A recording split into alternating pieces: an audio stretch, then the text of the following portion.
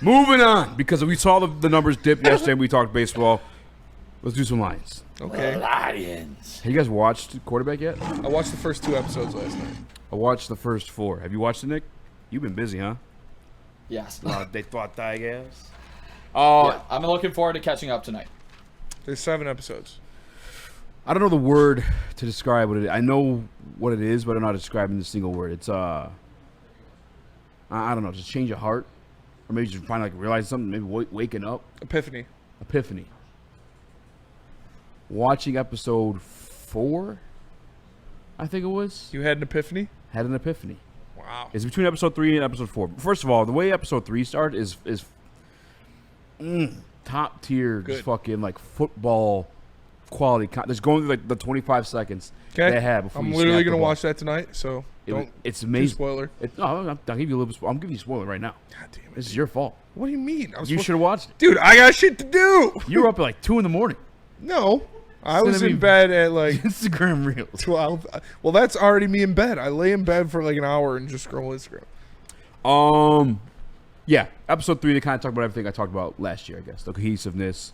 So it's the first 25 seconds, so you snap the ball, reading the safeties, reading the defensive line, making the calls, making the moves. That's why, like, being on the same page as your OC, as your offensive line, as your wide receivers, it's all so important. And that's why I told you guys last year, June 22nd, don't forget, check it out. I had a change of heart. I thought the Detroit Lions could win the Super Bowl with Jared Goff because we had that at that moment. Different coordinator now, and I was kind of stressing about it. It's been my whole stress of having Ben Johnson as only a coordinator. It's like, fuck, we're going to lose him one day. Yeah. Episode 4, they're breaking down his Texans game. And it was bad. It was bad. 5 interceptions. Obviously, it was bad. Yeah. But there's a certain point, because remember, we did come back and win that game, Yeah. where Jared Goff is in the huddle, and he's calling for a certain play. I think it's called the Wasp. He's like, fucking Wasp. Give me the Wasp. Give me the Wasp. And essentially, it was a play where they're dragging the safeties out, and it's a double move by the tight end. They cut across the field. It was a touchdown. But he's calling for it. He knew it. Yeah, then Ben Johnson comes through the mic. Wasp. Yeah. Calls it. And then Jared Goff's narrating it like, it's great to be on the same page as offensive coordinator. We see the game the same way. If they're that fucking, like... Locked in. Yeah. I don't fucking need Ben Johnson if I got Jared Goff. And it correlates exactly what we had Allen Robinson in here for. When I asked Allen Robinson, he brushed off the Ben Johnson part. He did brush it off. He did. Because he fucking knows. He was more worried about He's Frank probably in the huddle Ragnow. where Jared Goff's like, Wasp, Wasp, Wasp. And it comes through, Wasp. Like, dude, what? My only concern now with this offense is the offensive line. Yeah. Like, I have completely washed over the Ben Johnson, like, you are birthed anew. I am over that. And by the way, I think everybody should be over that. If there's other people like me, other people who weren't like that to begin with, I don't know where you were on the side of the fence, but I am no longer concerned about this offense outside of the offensive line anymore. Wow. That moment, that was the epiphany. Like, he had been the student of the game. He said the same thing, like, hey, we've seen the game the same way. Think about how they made the offense. It was those two guys. Like, Ben Johnson, yeah, he made the offense, but Jared Goff was right there with him. And he's checking back and forth. They agree philosophically. And by the way, so say you have a new offensive coordinator. It's Johnny Morton. Maybe he sees the game a little bit different. He wants a couple more deep balls in there. It doesn't fucking matter because Jared Goff is the one on the line making the calls. It's when they put a call in, there's 3 different things you could like pivot to, and audible to. Yeah. Jared Goff's in control of that situation. I'm fucking. It's the off. Yes, the Rona 99 for the first time in Detroit Lions history. It's the Goffins. It is the Goffins. Wow. And with that though, I want you guys to know. Clip that. You're going to be talking shit about him even more if he fucks up. Exactly. Exactly. You're having it both ways so you can always come out on top. No, I'm playing. But I mean, it is. But we said that too. The most pressure this year is on Jared Goff. Yeah. Because he is the veteran. Like, you have a new offensive line. You don't have Frank Ragnow calling protections. You are in charge to make sure those rookies in front of you can call those goddamn protections or at least know who they're blocking. You know, a lot more is on him. It's shouldered for him. He's the one that knows the shit that work and that don't. And that's kind of confirmed that, like, he's able. He's ready for that moment. And I think Jared Goff can continue to carry this offense to the level it was last year. Obviously, a little tougher schedule. Man, I see the Titans game or the Jaguars game. But in terms of just being productive outside of the offensive line, I think Jared Goff could do that for you. Yeah, I mean, that's part of the reason that I've had faith that this is going to be a top 5, top 3 offense again next year. We talked about it kind of being idiot-proof, and that also comes at the quarterback position. Goff knows this offense like the back of his hand. He knows where people are going to be. He knows how his receivers and running backs like to finish their routes, where they like the ball, the different flow of the run game. He knows what's going to be happening. They're not going to change a lot about how they run the ball or how they work the offense. They're just going to change the calls. You got guys in place. John Morton has been there before. He knows how the offense was structured. Jared Goff has been marinating in it for a couple years. Dan Campbell also very familiar, and obviously Hank Fraley with a new expanded role. They are going to be running a lot of the similar motions that they were running last year, and just with a little more twang on it for how Johnny Morton likes to call things in specific situations. So, yeah, I haven't been worried about this offense all year. I think they're just going to be full steam ahead. The one thing is the offensive line, the interior guys. In those comms, there's no two-way communication on that one. Like, he can't hear Jared Goff saying wasp, wasp, wasp. Yeah. Jared Goff's fucking praying for it because he's having a fucking horrible game. Or he's just yelling. Yeah, And Ben Johnson can hear it from the sidelines. No, I think Wasp! Wasp! the other team's on game at that point. Yeah. What the fuck is Wasp? Well, apparently Jared Goff's dealing with some B issues in the huddle. This is Bush League. This stadium needs to fix this shit. Yeah. No, yeah, I had an epiphany, and I think we'll be just fine as long as the offensive line is. Yeah. Hey, man. You got to close with one of those. Shout out There you JG16. Easy's You know what a I'm saying? believer. Do you think Stick will accept you into the cult? I don't need Stick's call. This is his faulty call.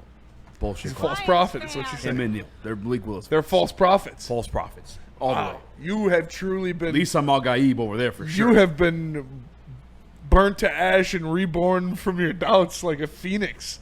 Kind of, yeah. And that's the whole thing. It's more how of you a paint a bit than it is picture. reality. But like, I've never told you Jared Goff was a bad quarterback. I've never told you Jared Goff was incapable or anything like that. I just never thought he was elite. And like, talent wise, I still don't think you'd say he is.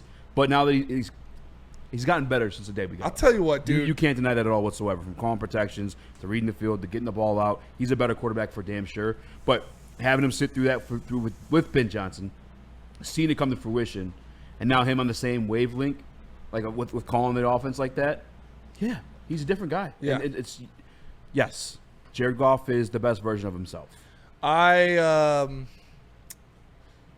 It almost got me in the beginning.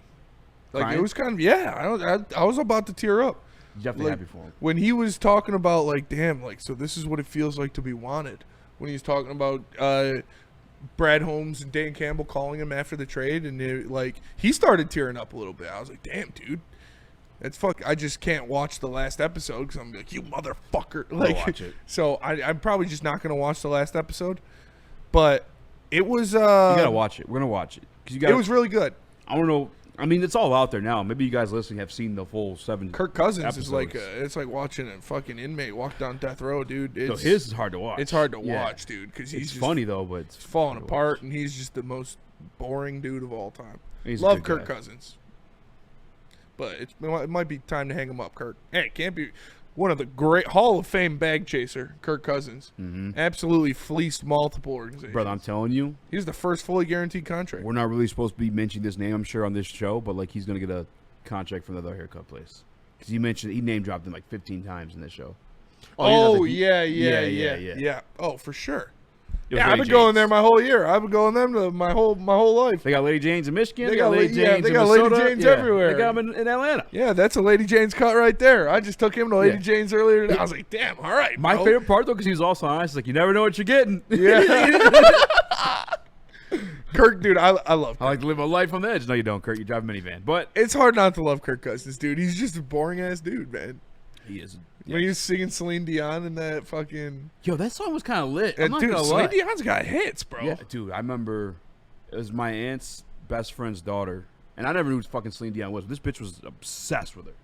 She was on the other team, bad for the other team, if you know what I'm saying. Yeah. Like, you know, and I don't know who the fuck Celine Dion to me at that age, you know. Mhm. I kept insulting her and shit like that. Dude, Oh, she hit me dude. the balls harder than I've ever been hit in my entire life, dude. I'm telling you, I'm on the fucking floor, scrunched up, feeling in my stomach. That was awful. Protecting the honor of Celine Dion. Yeah, I respect it. Celine Dion's kind of lit. That reminded me of like a Rihanna song almost. I wasn't mad at that song. Yeah, at all. no, she's a pop singer, queen of pop, for a while till Madonna came around. But yeah, it was really good. The first couple episodes of Quarterback, I really enjoyed it. Joe Burrow also, Yeah, that's dope too. cool ass dude. Again, to the cohesiveness point that I made last year, but I mean, just now, like him and Jamar. Yeah, And talking about like if I just twist my hip one way, he knows where to go. really cool. You know what I'm saying? And that's I what mean, Sam. they were in game and Burrow's fucking doing That's what this Sam Laporta talked about, year 3 wanting for to him. establish that with Goff. Yeah. Remember, he said, Yeah. "I want to be." seeing the game like a quarterback. Yep. Yeah. Yep. So, Yeah, Done. the offense would be if they could keep the interior specifically JG upright because some of that was there too. yes, it was very cool. I liked the first couple episodes of Quarterback. The Jamar Chase and Joe Burrow stuff was really cool. Yeah, his family. Yeah, And I didn't know Joe Burrow was the only child. Like, yeah. I didn't know his dad was A coach? A coach, no. yeah, he's just been like an adult his whole life. It felt like Mm-hmm. the fashion stuff is kind of funny. The fashion stuff is I was like, Yeah, don't really care. But I'm just not a fashion guy. I just like to wear shit that. I mean, I like to look good, you Yeah. know, but I also just like to wear shit that is comfortable. you know what's crazy with him, with Joe Burrow specifically, is because he doesn't have a wife, kids, Got a girl. Came Now. out during his. He's got a girl. Yeah, Now, I know. right? How Or hot It is came she? out during his robbery. Yeah, does that Is that his girl or just like a did that piece of the week? Is that a part of it yet? I've only seen the first two No. episodes. She's not in it so far. But it's crazy. Oh, the he- robbery? That's Yeah, probably yeah, later yeah. in it because that happened. That she got exposed. That's how they exposed that. I think no. they I were think dating. I think he's dating a different bitch. No, they just had a Look it up. swimsuit model as his house Yes, sitter. because he's Joe Burrow. Probably, yeah, Yeah, dude. Nick, He's that's Joe how it Burrow. works, brother. Yeah, Shampoo's got hose running up to him in the Yeah, scat. You don't think Joe Burrow's pulling bitches, dude? Yeah, same hoes, different levels. Yeah, All for right. sure. But- No disrespect, Shampoo. What I was gonna say about Joe Burrow, for as cool as he's made out to be, which he is, he's got a boring ass life. Boring ass He life. hangs out with his fucking mom all day. Plays the piano. Yeah. Yeah. Maybe that's why he's so great. He's all about the game. I did not know that about him off the field. You'd think he's like, Party shit. yeah. No, he's just regular ass dude. I mean, dude, like two of these guys are just Midwestern dudes. Like Joe Burrow. And Yeah. Kirk Cousins are just Midwestern ass, Yeah. regular ass dudes. And for a California guy, Goff is kind of like Pretty chill. Midwestern too. Very yeah. chill. It's Very it's chill. funny. It's like Use the word dang a lot. they probably say, "Oh, Pretty dang good. yeah, pretty dang good." I gets that from Dan for sure. Yeah. Pretty dang good, man. Yeah, Dan's probably That's saying. pretty dang good stuff right there, man. I saw Dude, Mike Payton tweet. Kristen Harper. Oh my fucking god, dude, she is flawless. Like I was talking about it. I was like, if I was Jared Goff, I would smile every day of my life too. Because not only are you an elite NFL football player and have hundreds of millions of dollars in your bank account, you get to go home to Kristen Harper every day. Like She's also down as. she's beef, so too. cool, dude. Seems like super, just not like you'll see in episode crazy or- 3, I think it is. But she's reading off the plays for him, having him go through it. Remember, she's helping him remember the fucking playbook. Like, yeah. dude, she She should be seems doing super anything. down. Yeah, Yeah. she's like down to earth, super cool. Maybe she's hiding the crazy there, but like if you find a baddie like that that's actually also super cool, you marry her, and he did.